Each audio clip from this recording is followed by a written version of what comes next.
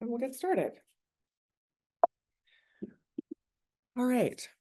Before we get started, I want to hold space for the fact that this is going to be challenging material. So if there are people online, people in the room who are affected by the residential school system, anybody affected by the child welfare system, survivors of the 60s scoop or the millennium scoop, and then for anybody who's attending either in person or online, the content that we're going to cover today, if it's new to you, will be hard to come to understand and come to know.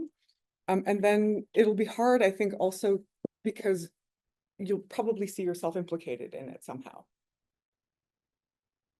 So I want to hold space that this will be difficult for many of us.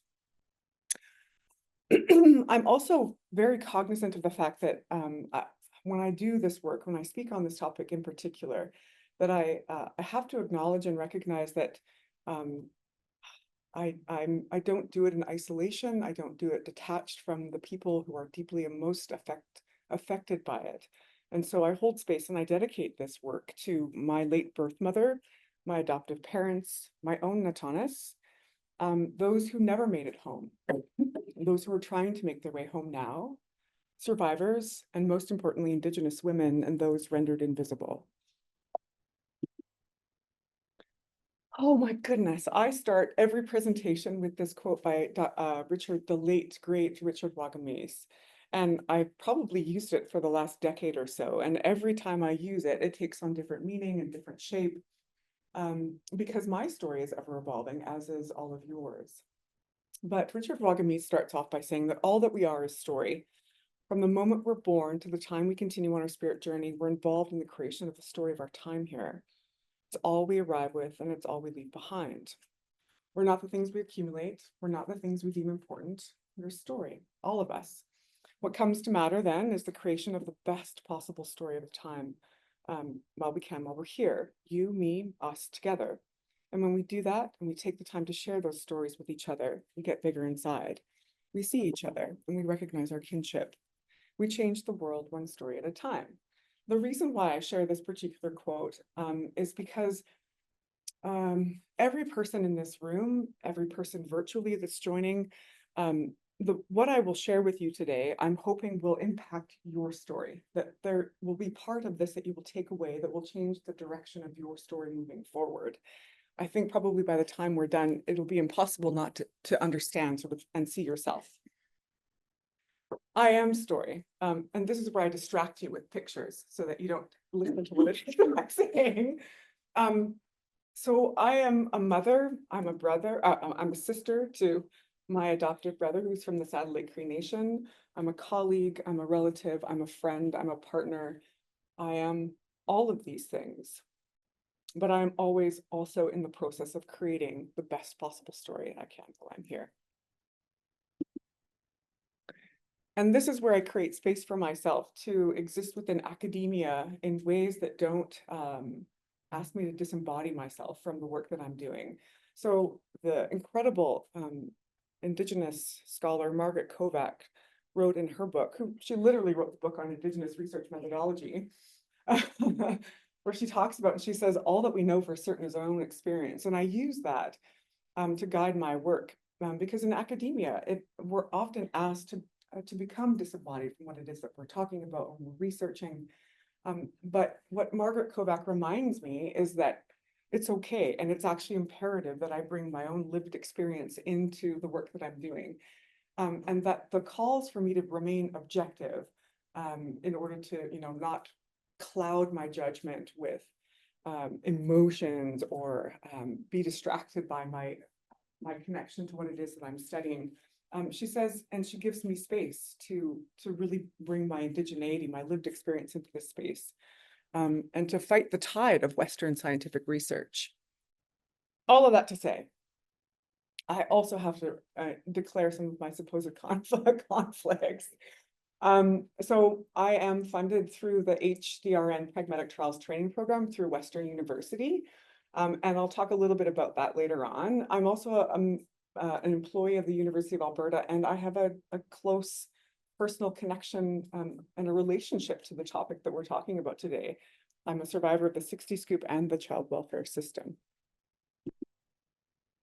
So this is a really abridged version of our time together. I didn't want to scare anybody with like a massive agenda because it's going to be a journey, but you got to trust me because we'll get there. So and the bureaucrat in me dies hard. And the way that I understand and am able to sort of wade through the complexity of things is to really boil it down, to keep it simple, to say the what, the so what, and the now what. I've created a little bit of space at the back end for some reflection and discussion, but that's basically the bulk of it. All right, so let's start with the what.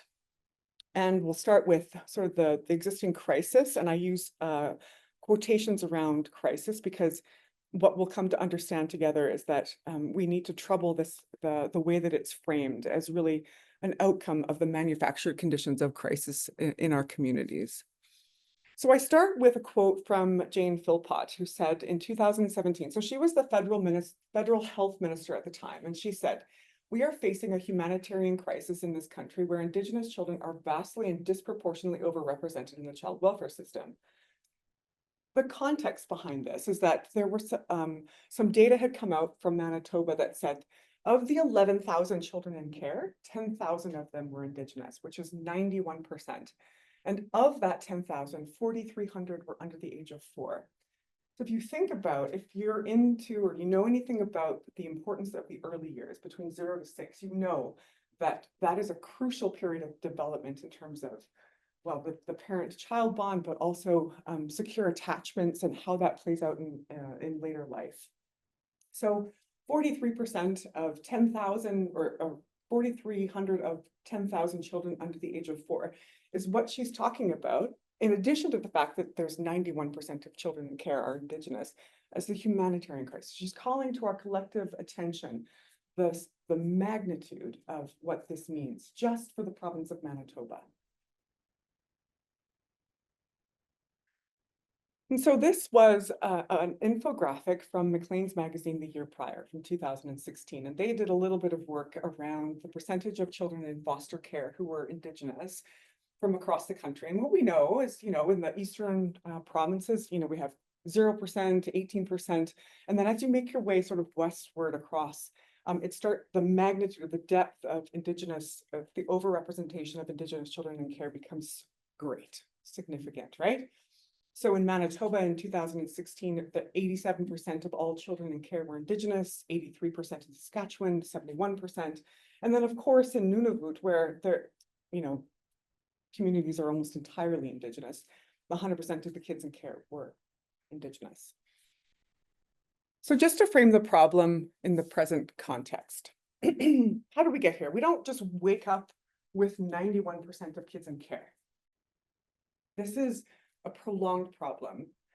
We did not get here overnight, or because we are inherently flawed as Indigenous peoples, or that we are the root causes of our own social location. We have to remember that the colonial project, the primary aim of the colonial project was dispossession and dislocation of Indigenous peoples from our lands and our resources through the ideological framing of Indigenous peoples as undeserving. So this is achieved principally through the maintenance of colonial narratives about Indigenous peoples. And if you've heard me talk before, I talk about this being the national consciousness. So how Indigenous peoples are framed within the national consciousness. But the way that it's understood, or the way that Indigenous peoples have been framed historically, and the way that it walks through in the present context, we hear it all the time, like, I wish they would just, or why can't they just, or boy, they're such a drain on the blah, blah, blah, right? That's how we have been framed. That's the narrative that pulls through. And what that does is it situates the problem individually as opposed to a structural outcome.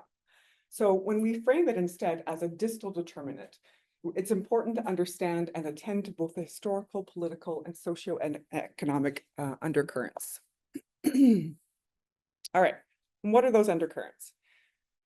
Well, part of it is constructing the colonial ideology of the neglectful Indigenous parent.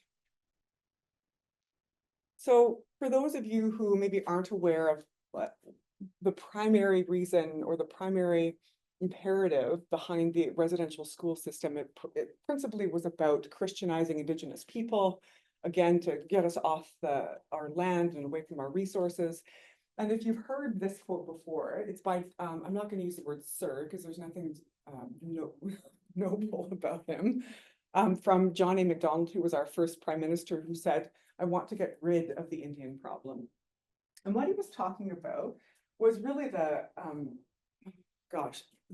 impacts that were coming to the forefront at the federal level as a result of signing treaties with Indigenous people, which ended up being quite costly. And in a time of what was then austerity, he just said, like, why do we continue to fund this problem? Like, it's just so problematic. It's so administratively heavy and this sort of distinct status. And let's figure out a way to get rid of the problem. And one of the ways was through the residential school system. But in addition to wanting to Christianize, get rid of the problem, it was also an effort to try and turn the upcoming generation of Indigenous peoples into sort of productive assets that the nation could use. At the time of sort of the settlement of the country, it was, welcoming new people, but trying to turn Indigenous peoples into quote productive. And so at the time, the view of Indigenous peoples was really that we were lazy and idle and we weren't doing anything with the resources in front of us, right? So terra nullius, if you've heard of that before. It was also important that residential schools disrupt the parental bond, which we know impacts the transmission of traditional cultural knowledge, our ways of knowing and being. But this was all premised on the assumption that Indigenous parents and caregivers were unable, unwilling, or unfit to quote properly care for our children. And we know that that's not true. But at the time, this set the foundation for how we understand quote neglect in the present context. But by the time the residential school system started to close down, the national consciousness about neglectful Indigenous parents had been set. And amendments to the Indian Act in 1951, so Section 88 of the Indian Act, was passed in 1951, which set the foundation for what's called laws of provincial general application. So the Indian Act, which is the only race-based piece of legislation in the world that describes everything from birth to death. If that piece of legislation doesn't have anything around child welfare, it says then, okay, laws of provincial application apply. So provincial child welfare legislation was then sort of married to how residential school system turned into child welfare. Bear with me, it'll make sense, I promise. So what? All right. This is how the arm of colonization extended. So I want to maybe back up and say that in the spaces that I sort of walk into, specifically with a lot of settlers, there's a really big focus on residential schools, and it's necessary and important, but it's almost as if there isn't an understanding of how the residential school system transformed into different shapes. And the way that it did with the 60 scoop in particular. And that's what this is how colonization has extended itself. So as residential schools started to close in and around the 1960s, the federal government did a really big survey, and it did a survey of Indigenous parental homes. And it found, or it said that, about 75% of the students who would be returning to homes that were considered unfit for school children. That provided and legitimized, at least in their own heads, without permission of Indigenous peoples, parents, communities, to turn residential schools into de facto child welfare facilities where it held on to children and then adopted them illegitimately to non-Indigenous households. This also happened in the off-reserve context through illegitimate and illegal adoptions of Indigenous children into non-Indigenous households, which is part of my lived experience. And it's estimated that between 20 to 30,000 children were apprehended between the early 1960s to the late 1980s, early 90s. So as part of my own work and understanding how this came to be part of my own living experience, I found the work of Patrick Johnson, who was a non-Indigenous researcher, who wrote a book in 1982 called Native Children and the Child Welfare System. And he was the first to describe not only the magnitude of the problem at the time in the early 80s, but he was the first to describe sort of the contours of the problem. And what he described was really the unattainable standards of care that were almost purely material. but also the incongruent standards of the provincial laws of general application that were being applied to Indigenous people. The two taken together provided the foundation for the mass apprehension of Indigenous children through the 60s scoop. So this is part, oh, sorry, I'm probably, that table at the top is from his book, and it describes, or he's quantified the number of Indigenous children in care at the time. So in 1979, there was 45.3% of Indigenous children in care. In 1982, 42.2. Okay, so I'm going to get you to hang on to those numbers for me. All right. This is what it looks like today. So the green is Indigenous children in care. The blue is non-Indigenous children in care. So not in care, temporary care, permanent care. Don't be dissuaded by not in care. That's a misnomer. Not in care doesn't refer to not being in care. It means that the child welfare system has put its sort of claws. It's got its eyes on families. Temporary care, but look at the vast representation of Indigenous children in permanent care versus the overrepresentation of non-Indigenous children in not in care status. So anyhow, Indigenous children are grossly overrepresented. This is Alberta alone, and this is a 10-year snapshot. What remains fairly consistent throughout all of this is that Indigenous children, the problem is not getting any better. Now, when we take a closer look, for 2024 alone, not in care, 79% are Indigenous, temporary care, 83%, permanent care, 75%, and all types, 77.5. So let's do a little bit of math, shall we? Okay. What was that number that I asked you to remember from Patrick Johnson's work? 42.2%. Okay. 77.5 minus 42.2 is what? And it's been about what, 30, it's almost been 40 years. So it's about 1% a year that Indigenous, the rate has increased year over year. This is incremental discrimination. It's so small that we don't pay attention to it. But 40 years ago, almost half of our children made up the number of children in care. Now we're encroaching upon 80% children in care. Incrementalism, discrimination. All right. Now this is the question I ask of you. What is the primary reason? What's the rationale? What's the number one rationale that is used to apprehend Indigenous children? I've used the word a couple of times. Starts with the letter N. Ends with neglect, or neglect, yes, neglect. Neglect. All right, so this is what this is taken from the website, Alberta's Child and Family Services website.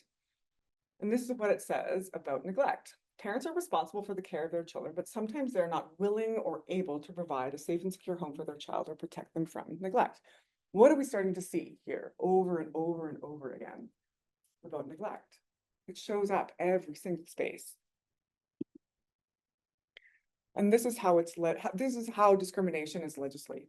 So Section 2 says, for the purposes of this act, a child is in need of intervention if there are reasonable and probable grounds to believe that the safety, security, and development. So believe, what does the national consciousness believe about Indigenous parents' capability? It doesn't believe, right? It doesn't. That the development of the child is endangered because the child is neglected by the guardian. Section 2(1) then goes on to define what neglect means. And it says a child is neglected if the guardian is unable or unwilling, all of these things, to provide the necessities of life, medical, surgical or other treatments for the health and well-being of the child, or to provide adequate care or supervision. Oh, okay. Hello. Does it go back automatically? Oh, am I? Okay. So this is where I ask the question of you. What's the difference between being unable and unwilling?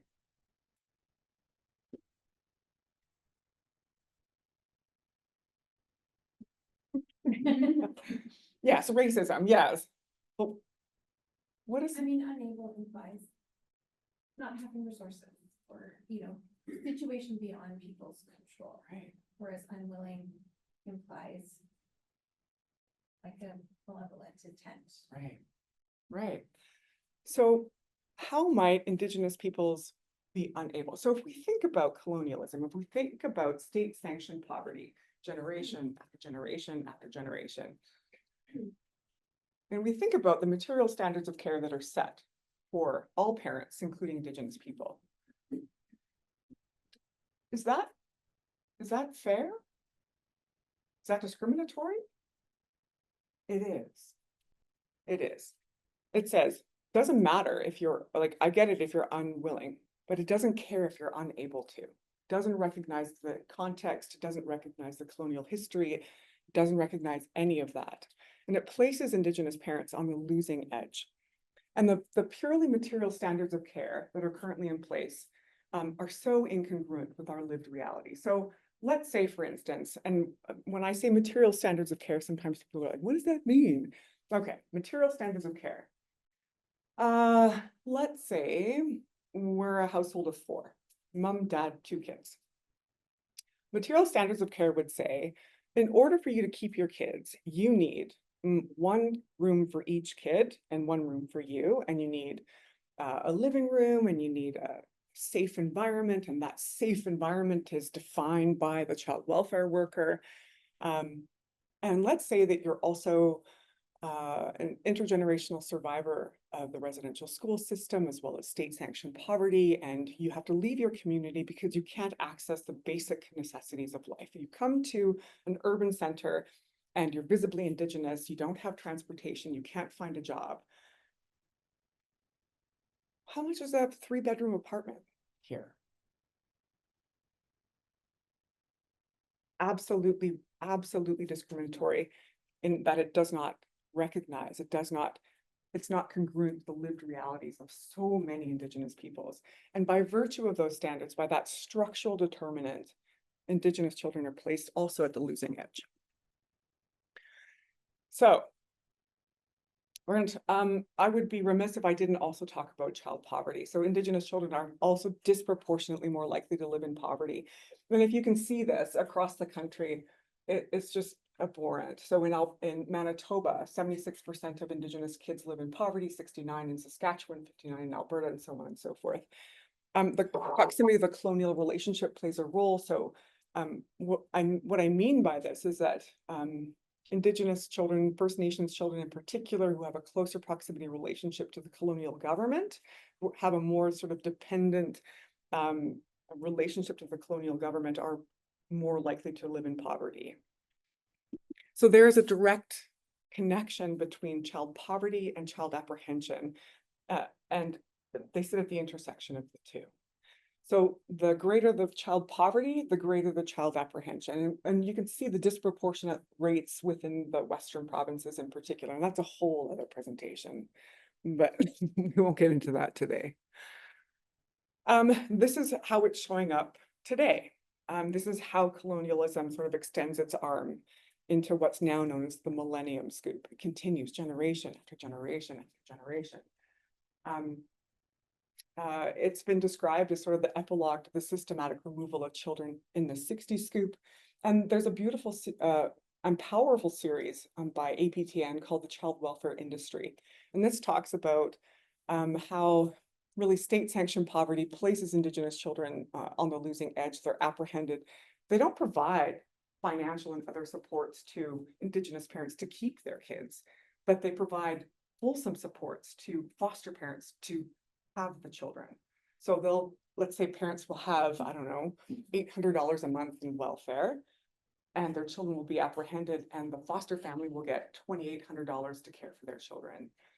It just talks about how this has become an industry for so many people without even sort of realizing what it is that partaking in. Part 2, birth alerts. Okay. What is a birth alert? Well, this is a notification that flag expectant parents to the hospitals in advance of a child's birth when it is believed that the newborn may be at risk of harm and in need of protection after delivery. It's issued by child welfare workers without prior knowledge or consent of the birthing parent.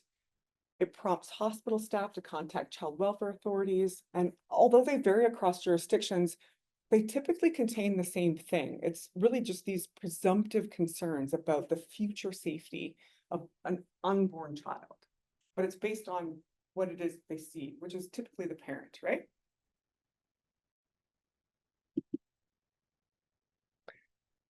So they are issued by children's aid societies typically after it comes into contact with a pregnant person, but prior to the birth of the child.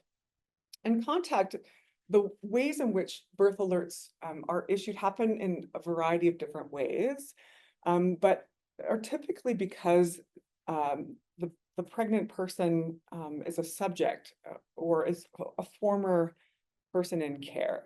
What does this mean? It means that if you are implicated in child welfare at any point, you have a sort of a flag that stays with you for the rest of your life. This happened with my brother and his partner when they gave birth to their second, third, and fourth child. And child welfare showed up at every single birth and then showed up at their home after every single birth. Only because my brother was implicated in child welfare and his partner at the time was implicated in the child welfare system. And they also happen because the pregnant person has been in contact with another state authority, which is also sort of involved with children's aid, or because the person sought out assistance from a social worker. So this is the tentacles, like the risk involved for a person who is rendered vulnerable by a system, the risk of asking for support is so great. And what does this sort of mean? What does this look like? So let's use that the pregnant person, let's say, who comes from community, doesn't have access to any resources, comes here, doesn't have a place to live, doesn't have adequate transportation or food or what have you, and then reaches out to a social service agency that's connected to a children's aid society. The two of them sort of working together would then notify and provide the foundation for the birth alert, right? With no other sort of rationale except that the person is pregnant and they don't have the material things that they believe should be present or in place. All right. What do we know about the efficacy? Well, we know that they don't work. We know that there's limited evidence to suggest that although this was developed initially to support high-risk pregnancies, there's overwhelming evidence to suggest that birth alerts target excluded women specifically, and Indigenous women in particular. And they have been banned. And this is sort of the provinces and territories and the dates at which they were banned. And it's interesting, right? So I showed you the infographic from 2016. I showed you Jane Philpott in 2017, and then all of this sort of banning of birth alerts across the country since 2018. And I put a question mark after Quebec because Quebec, we'll see in a little bit, Quebec still issues birth alerts, but it claims that it doesn't do it anymore. But more importantly than anything, critics have argued that birth alerts are unconstitutional and illegal. And we'll talk about that now. So there's a class action right now in Ontario, and it was launched by two powerful and brave Indigenous women, represented by by GG and WW, against the province of Ontario and all of the province's children's aid societies. Their claims are that they breached and misused their personal information, that they breached sections 7 and 15 of their charter rights, and that this is not saved by section 1, which says that they have the right to liberty and security of their persons and the right to equality. They also claim that Children's Aid Society conspired with each other on the birth alert scheme, and that's an important consideration. All right.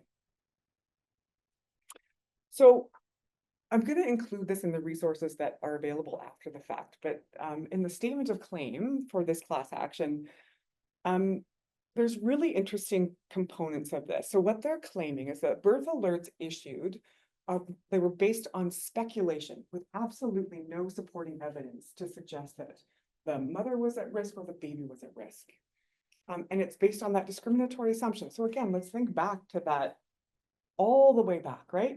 So the setting the foundation of this colonial ideology as of Indigenous parents as neglectful. Discriminatory assumptions that individuals were likely to be neglectful, abusive, or incapable.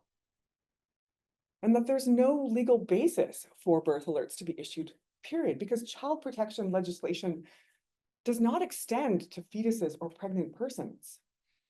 And so the ministry doesn't have rights or authority over that particular aspect. So there's actually no legal reason why a birth alert should be issued based on speculation. But the function of the birth alert is actually not for the protection of the living child, but to enable children's services to intervene as soon as possible, as soon as the baby is born. This is where we start to implicate the health system. Because I know that there's probably several people who work in healthcare or who work as child welfare workers or social workers in healthcare. And so I'm not trying to sort of drag anybody onto the carpet, but really just help folks unpack a little bit and articulate sort of how they're implicated in this ongoing colonial process.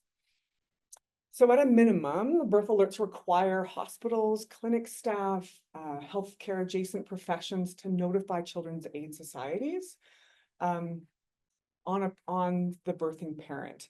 And it requires that the healthcare professional provide information and partake and participate in conducting invasive testing on moms and babies. And I'll tell you this, when I read that class action, I immediately asked my family doctor for an appointment because I wanted access to my records for when I gave birth, because my daughter was taken from me after I gave birth and I didn't know why. And she disappeared for a couple of hours and I couldn't figure out why. But I remember her being taken from me. And so I thought maybe there's something on my hospital chart or my chart about some testing that maybe had taken place, or there's something involved in my file, but I was unaware of how the mechanics of birth alerts sort of operated. I didn't find anything, of course. It's just me being really, really nosy. But it asks us hospital staff to do testing, provide copies of the person's medical records, personal health information, as well as particulars around delivery and post-delivery child interaction. So how much access does the mom have? Does the dad have access? The whole kit and caboodle, as well as any sort of discharge planning, right? So these are, this is what the system demands of healthcare professionals. And this is what, whenever I talk about birth alerts, people are like, but they're banned, right? They're banned, don't worry about it. Well, not really. They're happening, they still happen, they've just shape-shifted.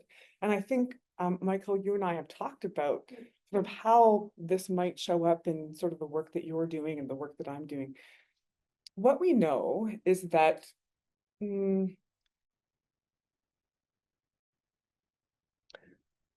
social workers, children's aid societies are attuned to the unconstitutional and illegal nature of birth alerts. And they've pivoted. So they're not telling moms anymore that a birth alert's been issued. They're saying to them right straight out, don't worry, I'm not going to take your baby. Straight out. They're going to say, I'm not taking your baby. And then they show up after the baby is born and they take the baby. But how, the way that they do it, the way that it shows up and how they codify it, how they talk about it is just different now, right? And that's the problem with colonialism, that's the problem with racism, is that it shapeshifts.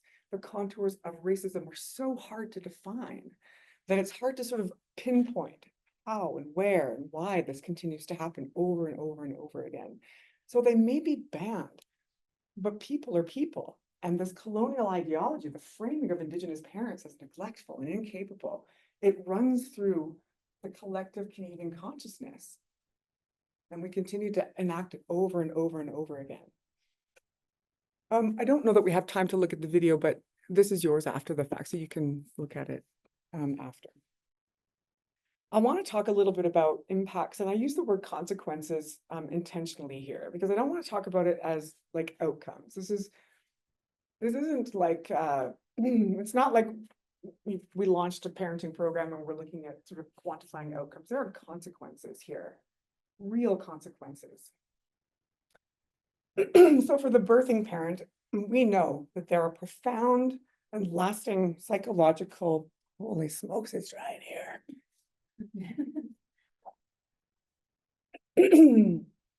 Profound, no, profound and lasting psychological and emotional impacts for the birthing parent, trauma, both generalized and specific, shame, fear, anxiety, depression, grief, humiliation. We also know that these are gross violations of a birthing parent's dignity and security of person. Can you imagine the impacts to your personal dignity, how ashamed you would feel, have your baby taken away? And what's interesting too is as I continued to do research in this area,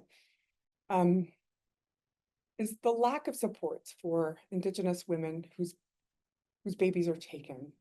So if a birthing parent has a child who dies, the amount of system level supports to support them in the grieving process is astronomical, like overwhelming. And it's important. It's important that parents who lose babies who die, it's important that happens. But when a child is taken from their parent, a newborn is taken from their parent, they get no support. They just leave the hospital. But in that video that you'll have access to, the Inuit woman talks about her baby being taken away from her, and she talks about it as if it's a death, as if she's died. But there's no support provided to her whatsoever. What happens is that, pardon me, if that grief is untreated, it shows up, manifests in other different ways, right? If they have addictions are compounded, they get deeper, more difficult to treat. If mom becomes pregnant again, she's already flagged, the likelihood of her next baby being apprehended is astronomical. And the grief is compounded over and over and over again, which is untreated, unsupported. There are also immediate and long-term developmental outcomes for the child. As we talked about, there's so many important developmental milestones that happen not only in the first week, the first couple of days, the first few hours after the baby is born, but in the coming months. It interrupts profoundly that the connection of the newborn to the birthing parent in the immediate, after the immediate apprehension. And once they're in the system, trying to get a baby out of the system is almost impossible. And the legacy keeps going. Now what? All right. There are really, really great programs out there right now supporting Indigenous parents and caregivers to try and hold on to their kids despite sort of this massive ship of colonialism. I sort of, in my mind's eye, when I was sort of thinking about this presentation this morning, I was thinking about a couple of things, metaphors, but I was thinking about sort of visualizing colonialism as this like massive ship in the ocean, right? And that some of these wise practices are very important. And some of the changes, the changes that we're trying to enact are really important. They feel sort of like dinghies around the cruise ship, right? And like, we're trying really, really hard so that our dinghies don't get sort of sucked under. And I'll move into sort of like how we can move out of that space in a little bit. But there's a really beautiful program called the Sheway program that was established in 1993. It's Canada's longest running program, and it's out of the downtown east side. And it provides a holistic model of care. And what this does is it works with a mom before, during, and after delivery. And it's not just like a 2-week program, it is 18 months long. And it provides a rooming in service, so mom and baby are kept together, even though mom may be withdrawing from drugs, baby might be withdrawing as well.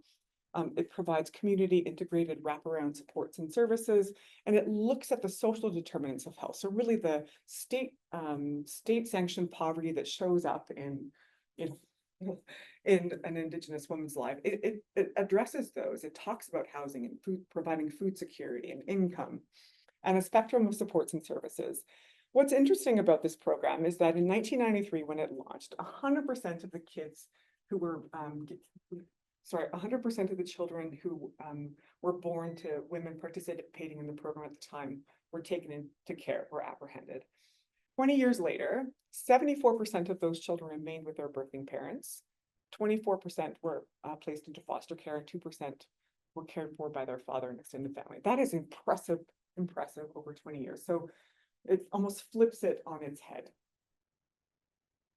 And there are many other important programs that are happening across this country to address the problem. One of the challenges that I face is chasing lagging indicators. The 91% of children in care in Manitoba, 74% of children, 77.5% of children in care. That's a lagging indicator. If we're developing programs designed to address a lagging indicator, we are never getting at the root of the problem. And it's not to criticize any of the work that's being done here. What I'm trying to do is sort of pull us back out to look at and stare at the system. So let's look at systemic interventions. Okay. So there are legislative mechanisms that we can take together. I think here in Alberta, and I'm not sure how anyone would be able to convince our current government to look at amending our child welfare legislation, but we can give it a try. Manitoba did this in 2018, and they specifically stipulated in their own child welfare legislation that poverty is no longer a legitimate reason for apprehension. So it said, oh, we see you, colonialism. We see how you've shapeshifted. We see how poverty is the new colonialism, and poverty is no longer a reason to apprehend our kids. But the rate of apprehension in Manitoba has actually gone up since 2018. So even though we legislate it, it just means that the points at which colonialism sort of extends itself into healthcare, into education, we have to be able to identify it, right? Support and defend Bill C-92. So this is, I mean, if you're not familiar with Bill C-92, I mean, this arises from the really important work that Dr. Cindy Blackstock has done and continues to do for Indigenous children in this country. And it provides funding and mechanisms for First Nation, Métis, and Inuit communities to create their own child welfare laws. But I mean, which in and of itself is somewhat problematic, because we're being given money and resources to create sort of these false systems to address a problem that we didn't create, to create laws for a problem that, like, we didn't have child welfare in our communities. But now we have funding and we have legislation that says, go create your own laws to address child welfare. Support it, defend it, but see it for what it is. I am sort of also thinking about and wanting to talk to people in the audience who belong to sort of professional associations, to explore and examine and trouble the presumptive and prevailing practices that you do as healthcare providers, as adjacent healthcare providers, as social workers, as people who work in government, to really tussle with these prevailing, the assumptions and the presumptions about Indigenous parents. There are also sort of collective mechanisms. You know, I think about sort of like the social worker associations, healthcare workers, doctors associations, and to lobby collectively. But one of the things that I also sort of want to lean into is is at a personal level, like for non-Indigenous people, like to take the risk and to lose something, to risk losing something in this. And that's the biggest challenge, is so many people are so afraid of losing something, anything. It's primarily about money. They don't want to lose their job and their source of income. And I mean, if anybody wants to take on capitalism, let me know. I'll join you. Yeah. And this is where sort of I'll leave you with a couple of different things, but maybe what I'll do is I'll go back to that, the piece around lagging indicators. Sometimes I like to create sort of visuals so that people remember. And I have a good one around land acknowledgements. Yours is beautiful. When I think about sort of programming, the programs that we develop to address sort of lagging indicators. So let's pretend that this room is a microcosm of society. Okay, and we're all busy doing our thing. We're all our professional, we're doing our, putting on our hats and doing our jobs. But there's a giant big black bear in the corner, and it's hungry. And that black bear is colonialism, and it's racism, and it's discrimination. And we say, oh my gosh, look at that problem. Holy smokes. And the bear's like, haha, yeah, look at that problem. And we design programs to address the problem. Let's say it's we design a program that will help, let's say it's a parenting program designed to help Indigenous parents become better parents so that they're not rendered sort of on the losing edge for child welfare intervention. That's sort of like creating something for the black bear to eat just to be satisfied. So we don't actually address colonialism. But when we attend to systemic interventions, we're looking the black bear in the eye and we're saying, actually, it's you. We see you, we're coming for you, we're not afraid of you anymore. So I just offer that up as something to sort of think about as you move forward. Is to not focus so much on the trying to change individually, or to design programs that address or sort of kick sort of kick our attention away to the black bear, that really stare the black bear in the eye. So some final thoughts before I close it and turn it over to you. I wanted to talk a little bit about intergenerational trauma. And this is in many respects for the settlers who are joining us today. So a couple of weeks ago, I had the honor and the privilege of leading a physician discussion group alongside Elder Alvina. Yeah. And the session we were leading, and so if you don't know what physician discussion groups, it's, what year is it? 3? 2, 3? Yeah. Year 2 and 3. So it's part of the MD program where physicians or future physicians are asked to sort of sit and talk about things. And there's a thread for Indigenous health, which is phenomenal and great. And the topic of this PDG session was on intergenerational trauma. And we went around and talked about the readings, and then it came to Elder Avina. And she said, the way that I think about intergenerational trauma is this: it's wound after wound after wound after wound. And then I had just the most profound sort of lightning moment where I thought to myself, holy smokes. And I shared this with the PDG group. And I said, I'm really tired of people being so concerned with my healing. Like, I got me. And I'm really tired of settlers worrying and focusing so much on my healing. If I think about Alvina's comments of wound after wound after wound, and if we pull together all of that history, the 200 plus years, residential schools, 60 scoop, millennial scoop, birth alerts, wound after wound after wound. Is it a me problem? Or is settler colonialism the problem? Why aren't we thinking about settler colonialism as a mental condition. That would enable settlers then to focus on their own healing, to stop the constant wounding. So I offer that up as a gentle pivot away from thinking about intergenerational trauma as belonging only to Indigenous peoples, because I don't know that it's an us problem. We think about the collective net, the history, the ongoing impacts of colonization. I fail to see how this is a me problem, how this is an us problem. The other thing I'll leave you with is that I start a large-scale pragmatic trial in January on birth alerts. And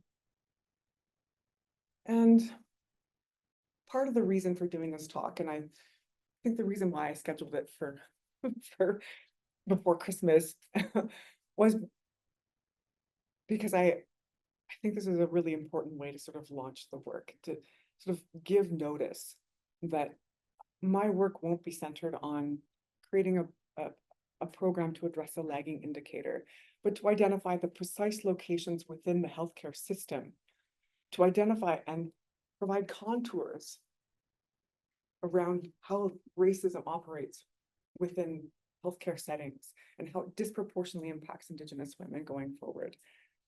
So that's my personal work moving forward. And I hope that there is something that you take away from this work that changes how you walk in the world, how you approach what it is that you do and you do and you do and you do, because something has to change. And I would be remiss if I didn't quote something. So there's a great book called On Tyranny by Timothy Snyder. And chapter 2 is called Defend Institutions. So he says, it is institutions that help us preserve decency. They need our help as well. Do not speak of our institutions unless you make them yours by acting on their behalf. Institutions do not protect themselves. They fall one after the other, unless each is defended from the beginning. So let's flip that.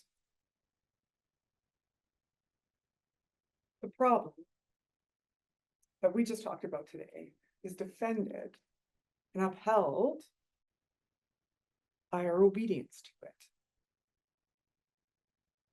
And so my call to you is to think about, as you move forward, how you're going to do things differently, how you're not going to uphold the institution, the industry of child apprehension, and how that contributes to what we see in the incrementalism of child welfare and Indigenous child welfare in particular.